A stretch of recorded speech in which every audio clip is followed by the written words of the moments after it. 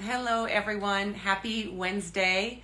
Jennifer Sampou here, and this is our third Maker Chat today. It is 3 o'clock today, Pacific time, and I am thrilled to be here to talk about the work of MJ Kinman. She is my guest today, and we'll spend 20 minutes to a half hour, maybe longer, talking about her beautiful work. And MJ Kinman is best known for her gem quilts. She has a quote that, as a textile artist, she says, when people ask me what I do, I tell them this: I make the biggest diamonds in the world, but instead of using the hardest substance on the earth, I use the softest cloth. I think that is a fabulous summation of what MJ Kinman does. She is a fellow author at C&T Publishing. She is a international teacher. She has classes both live and online through Creative Spark. She is award-winning artist. She has been purchased by large companies to individuals. And I am going to ask her to join. Let's see. And get her to come on and say hello. Okay, let's ask her here. MJ Kinman. There she is. I'm going to invite, if you see me, grab on. Again, if you're joining us, hello, hi back. We're having MJ Kinman join us today, who is a fellow textile artist, and she has worked with My New Sky doing beautiful gemstones. And I know this is her first time going live on Instagram, so don't panic if you're out there. Let's see if you can request me. I'll try again. Okay, MJ Kinman. There she is. I'm sending another invite. And MJ, if you see that, just click on that live and we'll get you here to talk about your beautiful gemstone quilts. I hung a moon quilt of mine. It's not a gem, but it's kind of moon. It's kind of like a rainbow moon. That was the closest thing I could get. I'm here talking about MJ there. She was unable to join. She just joined. Oh, did she just join? She just came online. Okay, let's see. Yeah, I don't want to. Let's get you again, MJ. I'll try it again. Third time's usually a charm. So everyone else, thank you for your patience. We're getting this. There might be a quicker way to join on. I don't know if there is, but we're doing the best we can here. And I've invited her to join. So try that again, MJ. And accept the invitation I've added. There you are. Hi. Hi, how are you? I'm doing really well. I'm doing well. I'm going to turn the volume up just a little bit so I can hear you better. Sure. Hi. Sure. Yeah. Well, everyone, MJ Kinman, thank you for coming on today. She's on the bottom. You've actually caught me. You've actually caught me in Hannibal, Missouri today. Hannibal, Missouri. Okay, tell us what you're doing here. I'm teaching. I did a trunk show last night, and I'm teaching. And actually, in the class today, I had two people, Anessa and Michelle, were using the Jennifer Sampou line of Sky Fabrics. Oh, in your gems. Right. Yes. That's where our worlds have collided. Yes. You know, and as I said before, we're both C&T authors, and we're both Creative Spark instructors. So we're friends, and our paths have crossed a bunch. So when I did come out with the Skyline, I know you work with solids. So that's kind of one of the first questions is how do you go from solids to like an ombre? You know, I take my inspiration from actual images of gemstones. And the thing about colored gemstones is there's no wrong answer. There's no right answer. They come in an infinite variety of rainbow colors, combinations. They're finding new gemstones all the time. So I take my inspiration from gems. And what I loved about your skylines is that uh, and they have the color of the saturation and the glow that these gems have. Um, and so when I see a gemstone and it has a single facet where it goes from a beautiful, like a pale color to a dark color, I'm falling in love with that. There you go. That's the table runner that I did with your stuff. Right. It's so painterly, and I paint my fabrics for my gem quilts. And so when I find fabric that emulates a painterly look, I'm like, this is great. So, so that's okay. So let's go a little bit about your background. We jumped right into fabric because that's what we do. Yeah, But I yeah, was reading your website, MJ Kim is MJKinman.com, correct? right, right. Beautiful website. So for all of you watching, go check out her Thank you. website. It's so professional. It has gorgeous images. It's very extensive on your background, what you teach, your history. I love the fact that you were in the corporate world and the nonprofit world for 25 years before you became a textile Right. artist. Right, right, right. I'm a social worker by education. I got my bachelor's degree in social work, and then I got my master's degree at University of Michigan. And I did that for 100 years. I was an administrator and doing new programs and fundraising and creating new events. And so then I decided to make the leap from not-for-profit world into the corporate world, which is a pretty brutal leap, but made it. And at the last job the job that I had where I had to report into work was as a IT project manager for a big insurance company here, a Fortune 100 company. So I was doing things like, when we would buy new companies to kind of bring into the fold, I would make sure that their payroll and their insurance, it was mergers and acquisitions, and then it was new system implementation. I joke and I say, things that they used in the Middle Ages as torture. That's what I did. Okay, so you are an organized person by nature, right? Kind of You dotting I's and think crossing you T's. you would think, and then you look at my studio and you're like, oh my gosh, what is going on with this woman? Literally in my quilt studio, I can tell you I have like layers. I have this project. It's an archaeology dig when you get into my quilt table. So I try to be organized. But being a one-woman circus, it can be hard sometimes. Yeah. Luckily, I have a very patient husband and a helpful husband who helps me do things, that make this keep moving forward. Nice. Nice. And so have you always been a sewist? I mean, I know you went and you took that jump in what, 2014? You're like, I'm now a Yes, textile artist and this is what I'm doing full yes, time. So had you been right. sewing, like for all those folks out there listening to us who have day jobs, when, inspiration of when did you find time to quilt, or did you pick up quilting after you left the corporate world? No, no, before, way before. I had been quilting for almost 30 some years.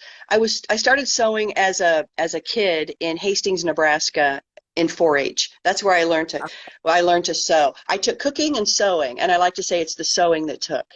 Um, and so I learned how to quilt when I was 24 years old with my mom. She has, we have Mennonite and Amish in our background, so we joke that it was in our cultural DNA. And Sure. I always wanted to do quilts and put them on the walls. Like, so being a poor social worker, I wanted to have warmth and color in my world, and I knew that quilts would do that for me. I loved Amish quilts with their jewel tones and just their graphic punch. And so my very first quilt was an Amish quilt. And then a couple of years later, What was the pat? Jennifer, What pattern was it? Do you remember what pattern it was for the Amish quilt? get this. It was called Diamond in Square. Kind of prescient, That's right? Kind of cool. Yeah, and a that we little all know that pattern foreshadowing. is a very simple pattern. It's a diamond in a square. It took me 1 week to piece it and 3 years to hand quilt it.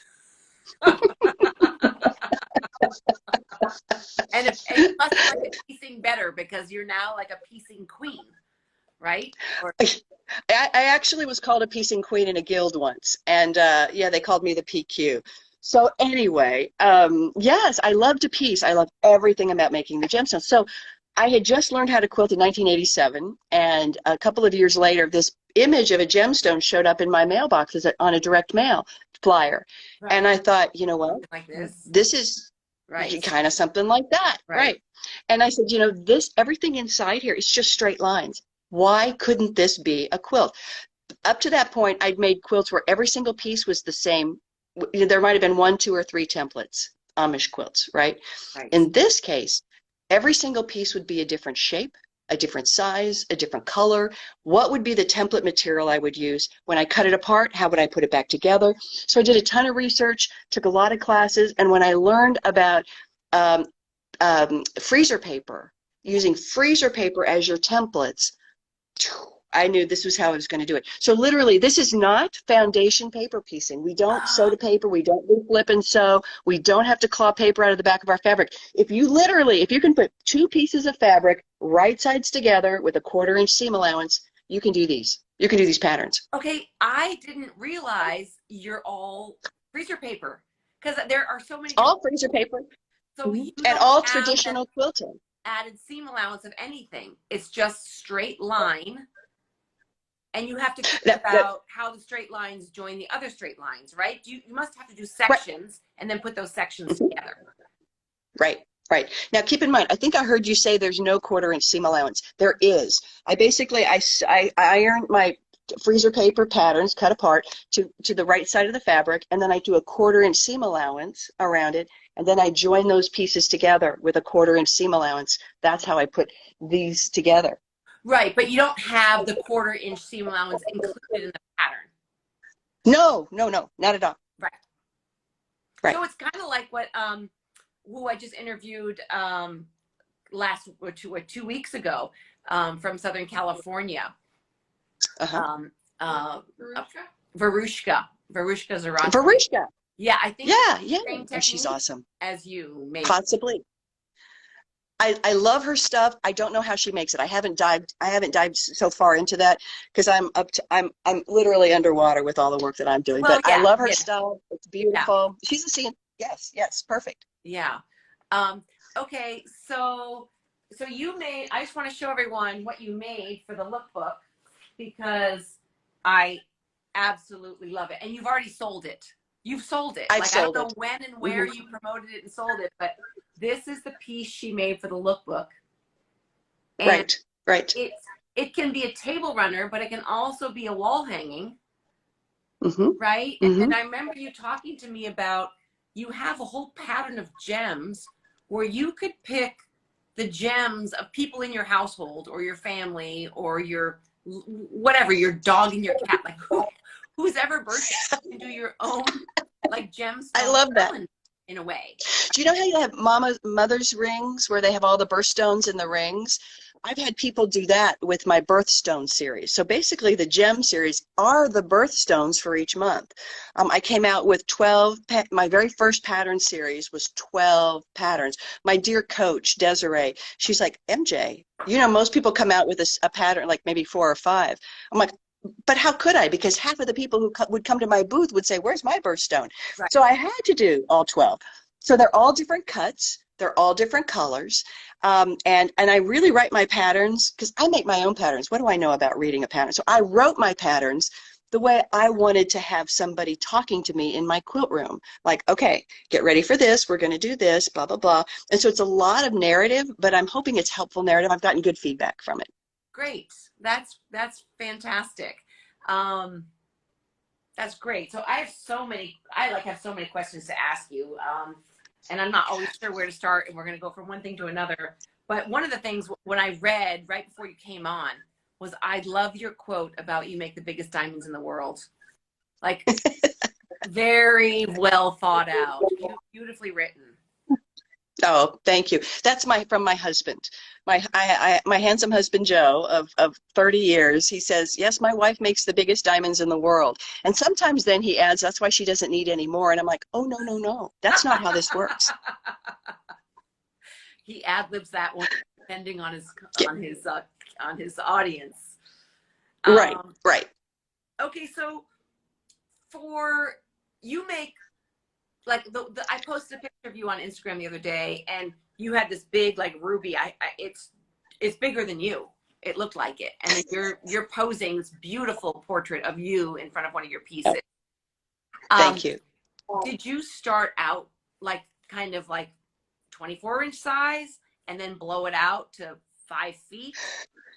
Talk about So you're scale. asking Talk about scale. how big did I start? I started with sort of, maybe 48 by 48 inch, things that were a picture size that you could put on a wall. Okay. And a couple of years ago, I decided I just want to go big because it's almost a form of abstraction, isn't it? When you take something small and you blow it up.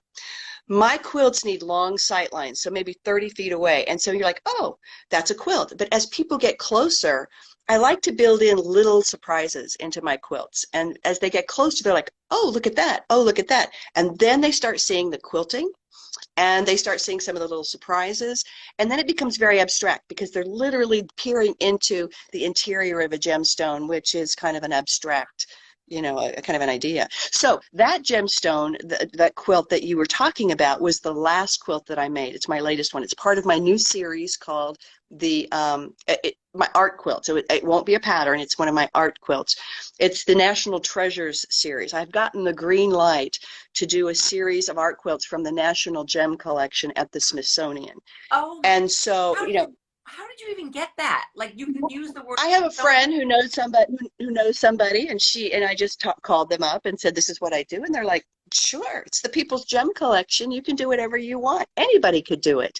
So they're like, go for it. So that particular gem, Jennifer, is this beautiful red topaz. Absolutely stunning, very rare. The woman who found it was a collector and is a friend of the Smithsonian. And she contacted Dr. Jeffrey Post, the curator, and said, I have something you might want to see. They were in Tucson together at the Tucson Gem and Mineral Show, and he came over, and I think he got tears in his eyes. It was so beautiful. So she bought it for them. If you go into the Gem and Mineral room at the Smithsonian, the National Museum of Natural History, and in the middle of the room, they have the Hope diamond in that case that's revolving. But behind the Hope is the Whitney, it's called the Whitney Flame Topaz. And so I really wanted to honor the brilliance and the color and the saturation of that color. So I'm like, I'm going to go big with this thing. It's 10 feet tall. It's 120 inches, 50 inches wide, and it's got about 30 colors of Kona cotton, all shades and hues and saturations and that kind of thing. So it was so much fun to make. And just 30. Like, I would think you'd have to use like 70 to 100 colors. You got away with 30 colors? Yep. It's just the way you put them together. Now, I normally paint my fabric because I want to control the flow of light and color across my facets. But in this case, I knew the colors were so saturated that I wanted to use solids. And I decided to pick that one. And so the reason I paint my fabric is, like I said, I want to have more control and I want those beautiful gradations of color, which is why, oh my gosh. You've got peony there or pomegranate? That's pomegranate. Unbelievable. Right behind me, I have a quilt. I have Elizabeth. This is my quilt that I have. It's one of my Diamond Divas series. Hold that up real close, MJ. Hold it up real close so everyone can see it. Okay, that's called Diamond Diva. Elizabeth. That's Elizabeth. Of course, Elizabeth. Yes, the Elizabeth. She's part of the Diamond Diva series of patterns. And so I have her in 4 different colors, and one of them is pink. And so you can see, in this case, I use all solids, but really beautiful saturated pinks and then just kind of heathered purples, that kind of thing. And when I saw your fabric, I was like, oh my gosh, you can get an entire gemstone out of one piece of yardage of your quilt because you've got the darks and then they have the glow of the high saturation and it goes to the brights. Yeah. And it's painterly fabric. I have been dreaming of making fabric like this, of designing fabric like this for years and years. And when I saw this, I'm like, zing, this is how I'm going to. I got you. I got you to it. Yeah. Yeah. Well, the ombre. I think that the ombres, what I love most about the ombres is they're inspiring so many other like committed artists, right? Like artists who are really honing their craft and they're doing things with the ombres that I would never even dream of. Right. And putting them together, combining them, they all just go together so beautifully. So you can just do florals, landscapes, abstracts. It's just Mind Yeah. blowing. So I'm just saying thank you. Thank you to all of us who, you know, are looking for fabric like this for doing this line. Well, thank you for bringing it up that and the next step, taking it and making such gorgeous Look, pieces. So when you paint your fabric, are you painting it with like some kind of textile acrylic or textile watercolor, or and are you doing watercolor. yardage? Like, do you teach in your classes how people can paint their own fabrics? You know, I actually have a class coming up in July for a painting fabric. It's kind of a messy process. So I actually painted live at Houston one year. What was I thinking? I mean, it could have been a disaster, but it was actually very successful. I made people laugh, and that was good. But I use cotton sateen, 100% cotton sateen, because it has this wonderful luminous surface, has a Yeah. tight weave, which means when you wet it and you put paint on it, you can push that paint around. You can do beautiful blends. You can do washes.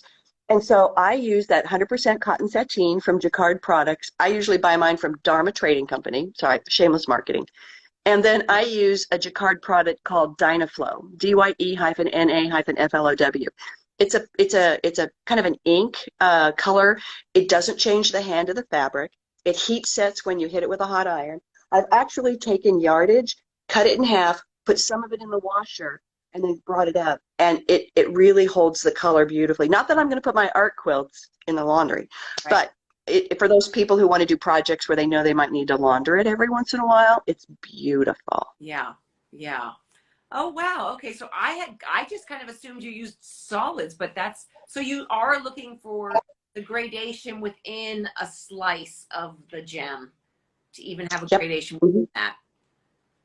And of course, you can do that with an ombre. You Yep. can do that with a hand painted fabric, or you can do that with pieced solids.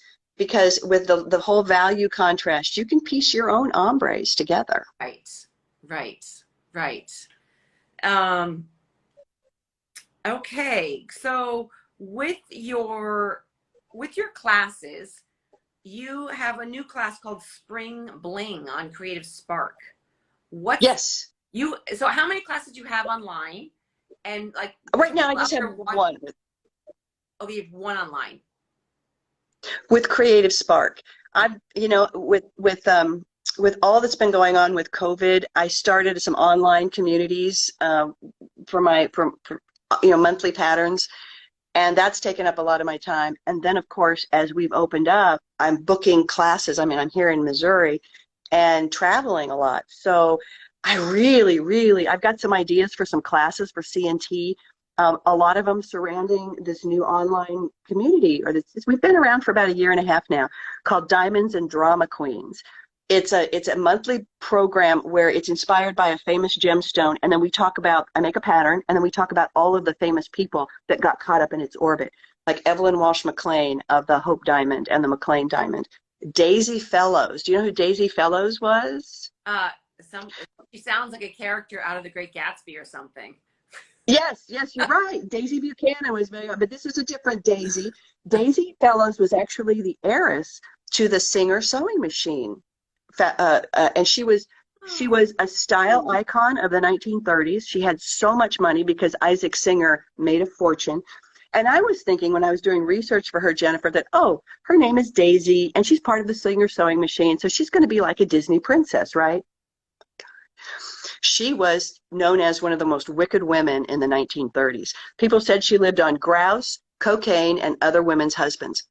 I mean, these characters are amazing, amazing. So anyway, so I've been doing that, and I want to turn that into a class for CNT, and it's just time, right? I Well, need to find the time to do yeah, that. I love how you weave all his story or her story, I should say, Her story, yeah, into the gems because it makes the gems have so much more meaning, right? And people can right. follow the riches of, everything from De Beers or this Daisy Singer character or, Hmm. you know, And any, diamonds literally they wink in and out of history. They'll be there like Cleopatra's time, and then they'll come into some king or queen.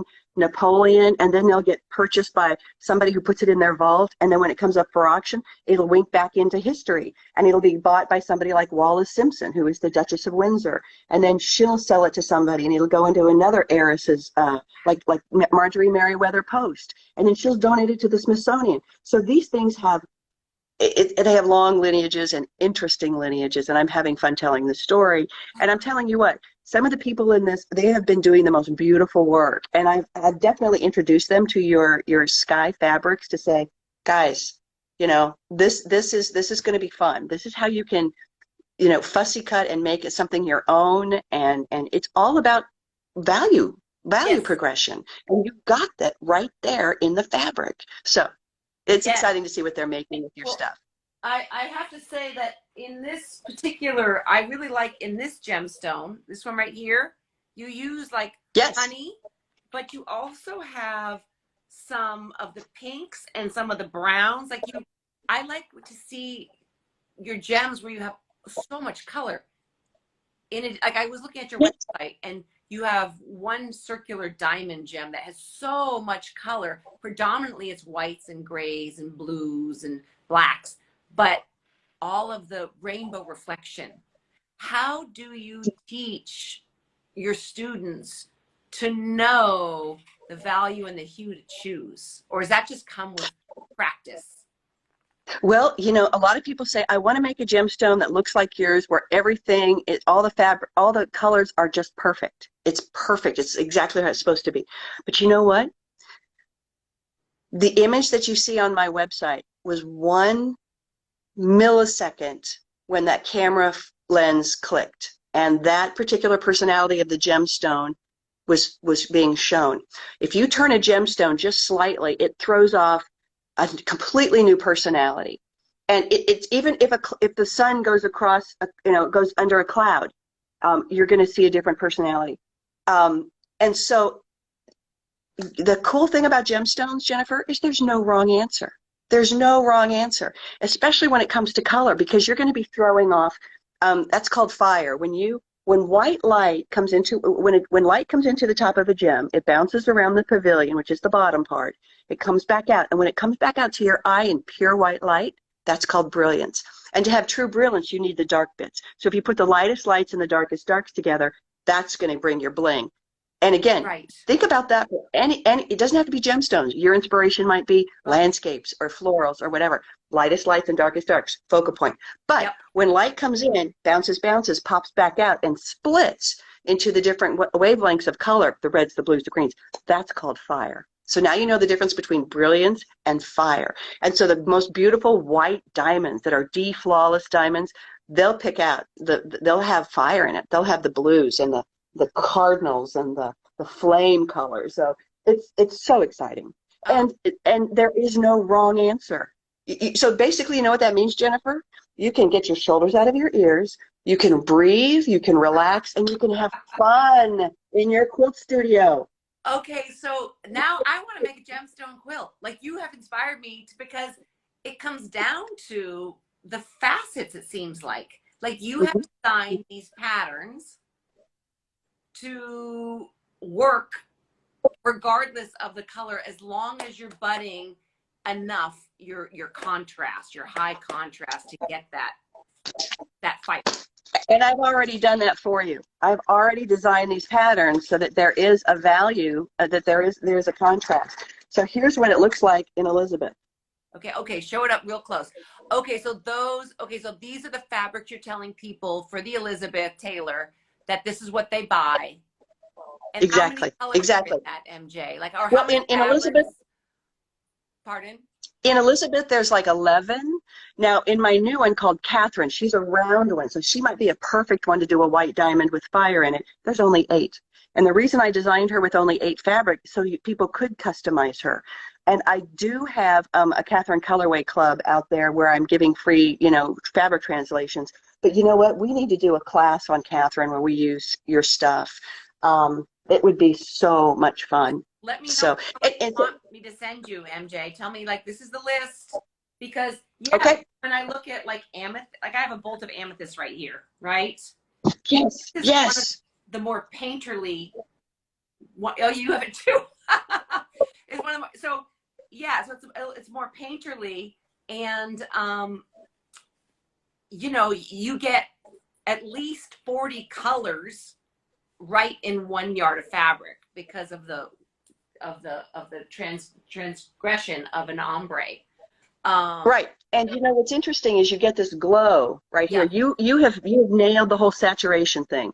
I'm learning a lot about glow, and to get a beautiful glow, you need a high saturated color wrapped in more grays, less saturated colors. Yeah. And so when you use this amethyst, oh my gosh, you're going to have an amethyst gem that just absolutely glows. You could put this colorway in any one of my birthstones. You just look at the image and you're like, okay, here's a light.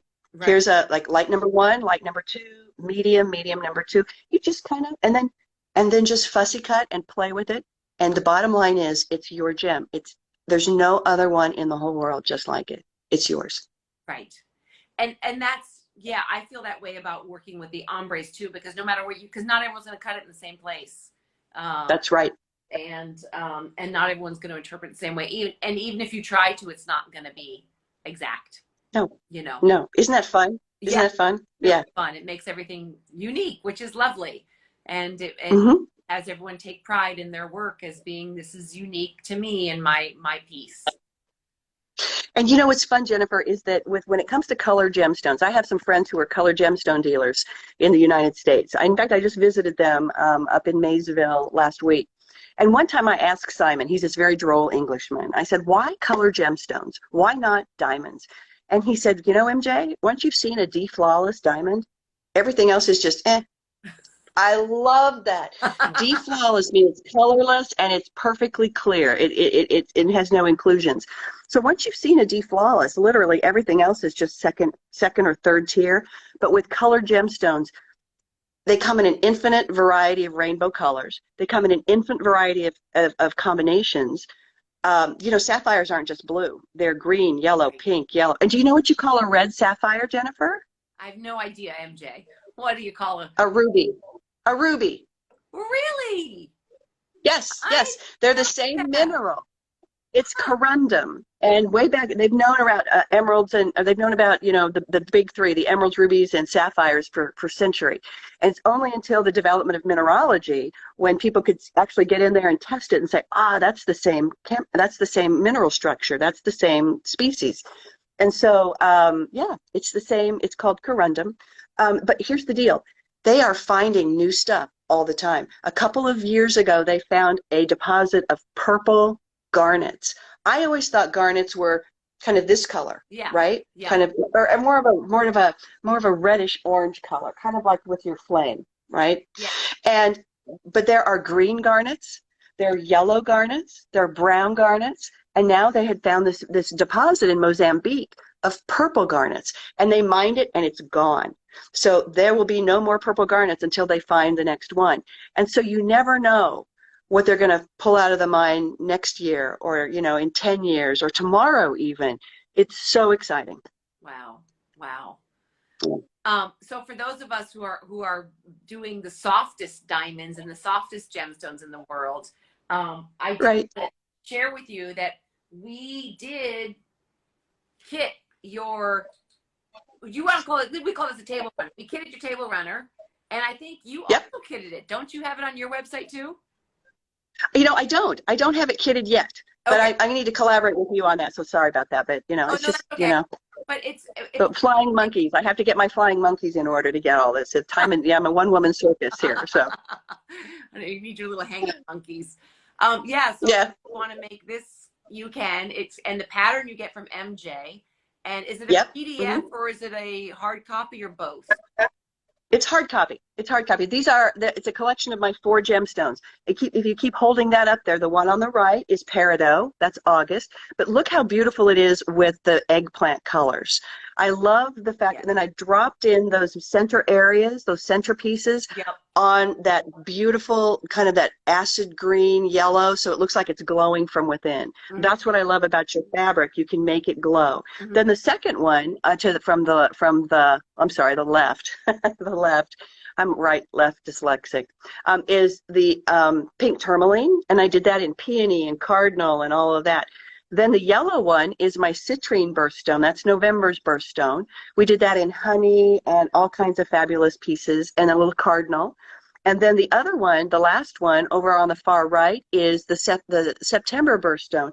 And I did her in amethyst as well as noble purple. I pulled from one of your previous lines. Right, right. 'Cause- To yeah, get that cool and warm kind of bluey purple, which I love. right. I love what's going on in here. You know, you brought Yeah.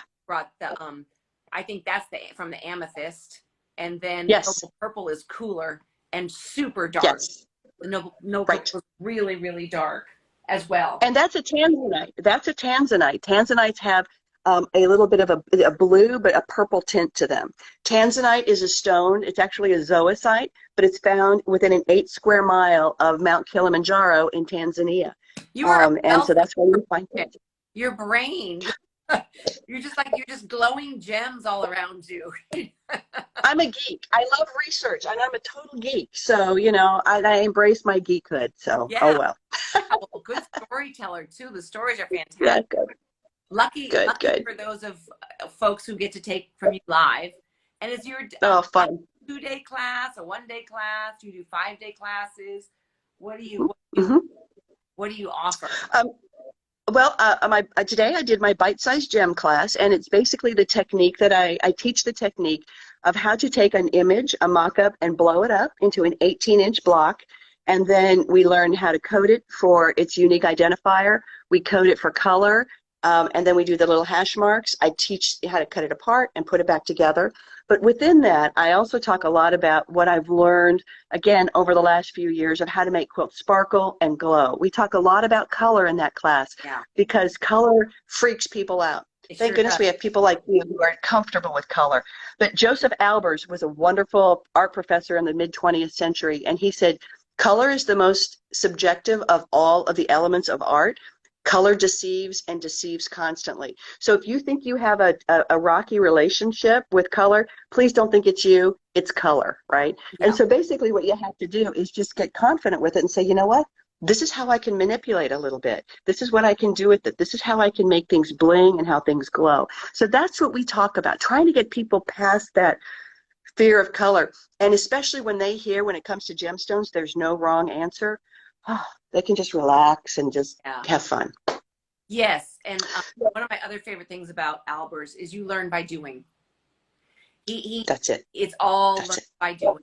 You get those swatches That's right. of paper, you get those swatches of fabric, and nothing is too precious, and you just start piecing them together and see what happens. I'm actually developing a new class. At the end of the day, or you're looking at it in the morning, you know, what's the weather like? You know, what's your mood like? You know, it is so subjective. Exactly. And it's so personal. Cool. We could personal, exactly. And our brain, we see color differently. Yes. Our brains are wired differently. We have different experiences, different history related with different colors. And so, you know, when it comes to picking colors, I encourage people, pick what you love. Yeah. You know, don't make art for other people. Make art for your heart, your own heart. And so I am developing a new class all about that called Color Play. And it is all of this information about transparency, value contrast, saturation contrast, that. And then the rest of the afternoon, it's a full day class and we play.